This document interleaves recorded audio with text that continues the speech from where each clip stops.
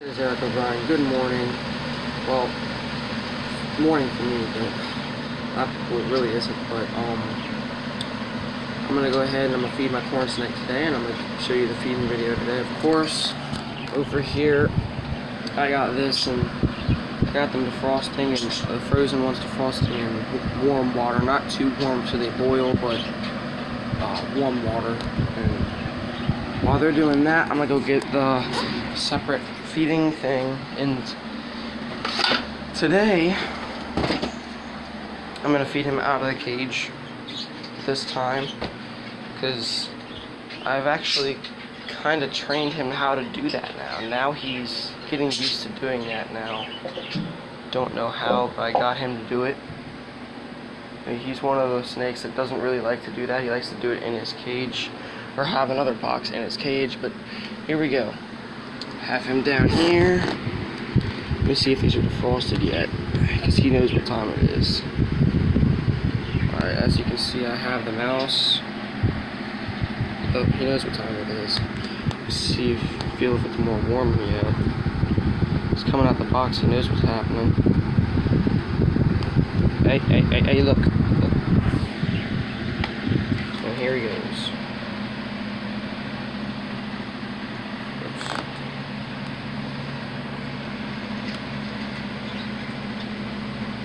Now he has the mouse, of course. Just chewing on it right now. I don't know, he's gotten better about eating in a separate box outside the cage, just like a normal snake would do, or a mud ball python that does it. So, I mean, it's fine with me because if he's starting to get used to it, I'm fine, you know.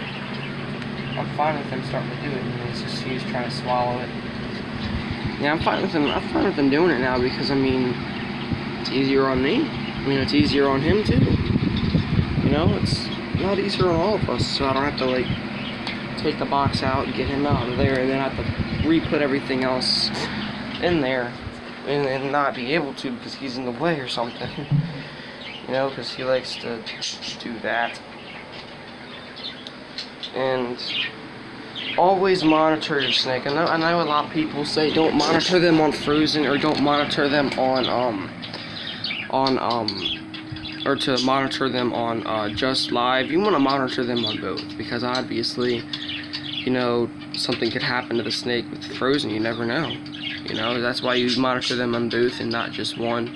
That's what I would suggest. But and always feed them in a separate cage. Everyone talks about, you know, not being able to do it. It's and whoever says you shouldn't, it's absolutely insane because they will associate your hand with a mouse. It's happened before. It's happened a lot of times before, which you don't want to happen.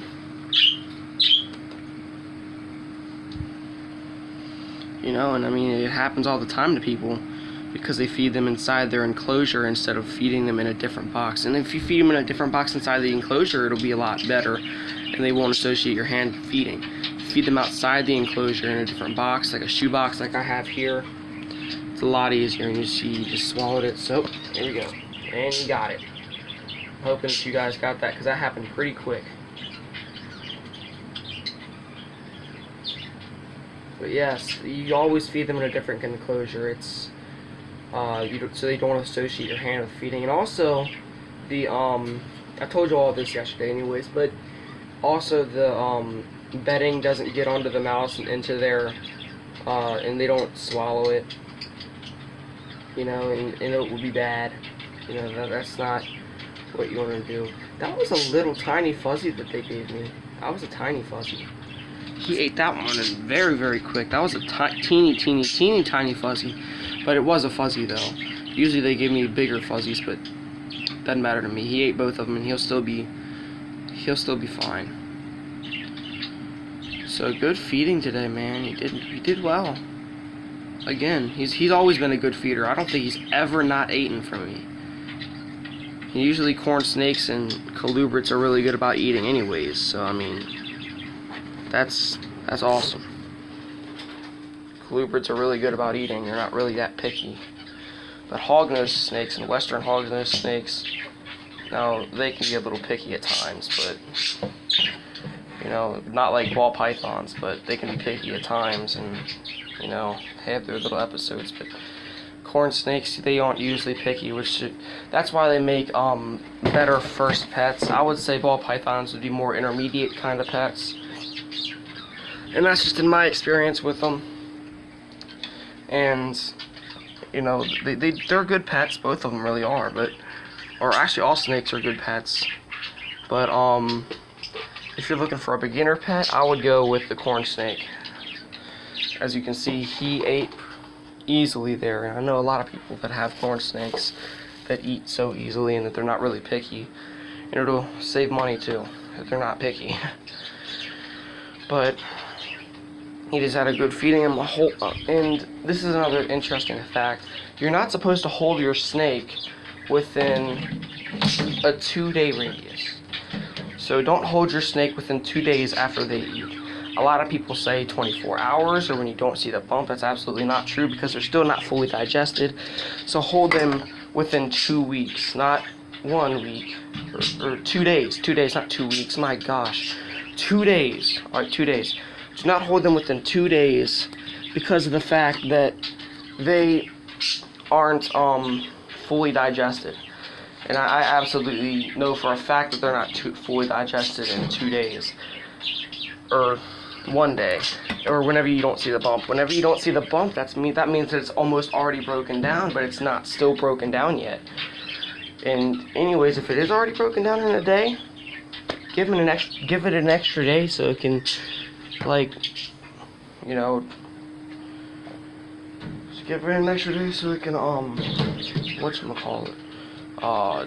let it, you know, digest it.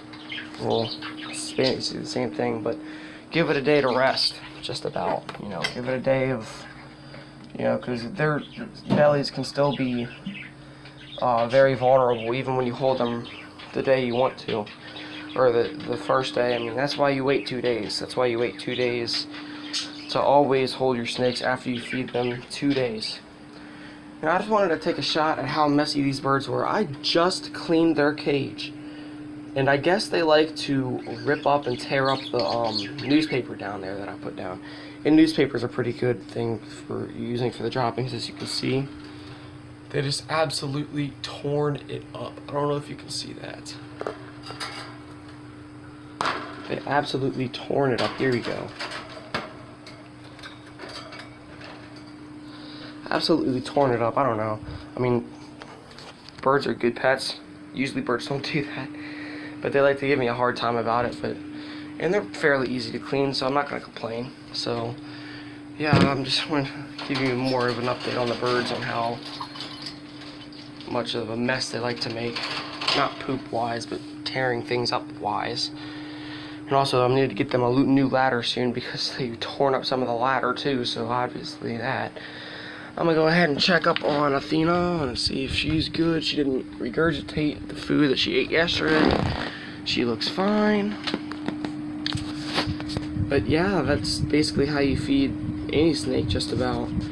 But if you're feeding live, you definitely have to be on your toes, because if the snake misses them or doesn't get it completely, and the mouse can fight back with their claws and with their teeth. So obviously that's, you know, but they don't all do that. It just depends. The snake could kill it almost instantly like Athena did. Athena almost killed that thing instantly yesterday. So that was good. And when you're feeding a corn snake live, I don't know, I guess corn snakes don't usually get killed by them. I don't know. I mean, it's hard to tell sometimes with corn snakes.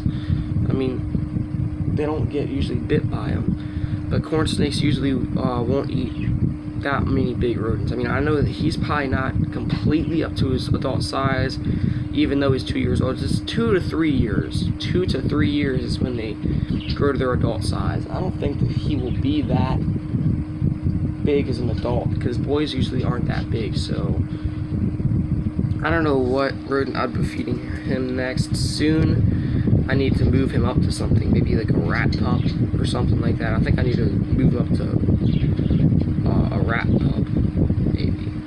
very teeny tiny one. Little teeny tiny. Teeny tiny. So I need to move him up to a rat pup and then start moving him up from there, and then he'll start eating the real rodents. But he's been growing a lot from those, from just feeding him 2 of those, and he's starting to get bigger now, which is good. And then you got Athena over there. She's growing. She's growing every day. Every time I feed her 1 live hopper. Soon I'm gonna have to move her up to whatever is up from the hopper, because she's starting to swallow that thing easily now. So I don't know. In yesterday's vlog, she swallowed part 2, but there was supposed to be a she swallowed.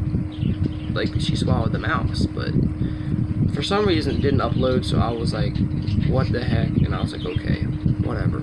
So it didn't upload. I'm hoping this uploads right. I mean, there was an error with the she swallow. I'm gonna see if I can't recover that and put it back up. But I don't know, I'll find out. Thank you guys. Subscribe, comment. I always read your comments. Like the video if you liked it. Hit the notification bell, and always have a great week. Oh, and the Jane British Born. Subscribe to her. She's a great person. Now have a great week.